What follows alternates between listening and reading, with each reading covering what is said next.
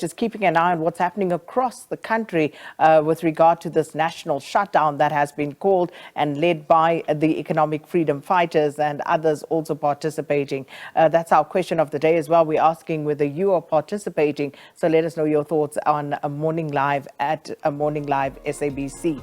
And throughout the morning, we'll be taking analysis as well about what we are seeing, what our reporters are telling us as the situation unfolds across the country. And of course, helping us unpack all of this is Aubrey Matshiqi, and we continue with our analysis here. So we stopped at the point, Aubrey, where you were talking about invoking class and race prejudice in this moment. Let's just pick up there.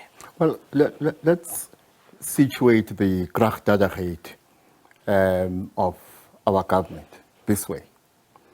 And I'll start by borrowing from George Orwell, who says that just because we live in a democracy does not mean we will not be subjected to authoritarianism.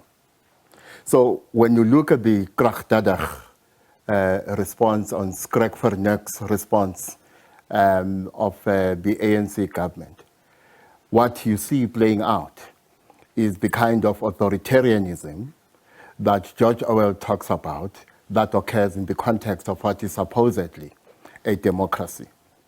But you are seeing something else. In its orientation towards those who are black, towards those who are poor, this neo-apartheid state and the ANC as part of the neo-apartheid state, that is the ANC government as part of the neo-apartheid state, is a state that is objectively anti-black. It is a state that is objectively anti-poor. Now, how does it feed into what I call class and race prejudices?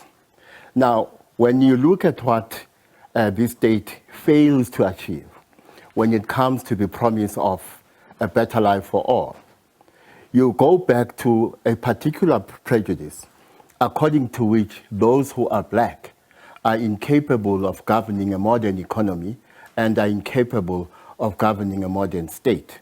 And this white prejudice, the prejudice of whiteness, is being confirmed by the underperformance of the neo-apartheid state and the underperformance of the ANC government as part of the neo-apartheid state.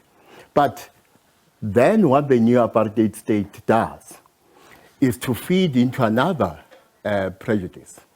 A prejudice that says embedded in the DNA of those who are black, the DNA of those who are poor, is inherently the tendency to succumb to base instincts such as violence, base instincts such as corruption, for instance.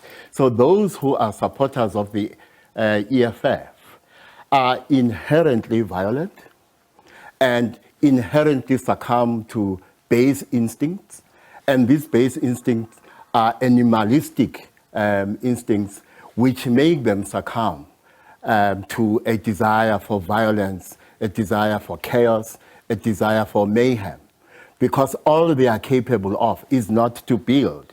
All they are capable of is to destroy. So you have a double prejudice that is at play here. The prejudice which says that those who are black are incapable of governing a modern state and a modern economy, and the ANC government, through its failures, confirms this. And then you have the prejudice according to which those who are black, those who are poor, embedded in their DNA is this capacity to succumb to base animalistic instincts. And these base animalistic instincts today, supposedly, will create a climate of violence.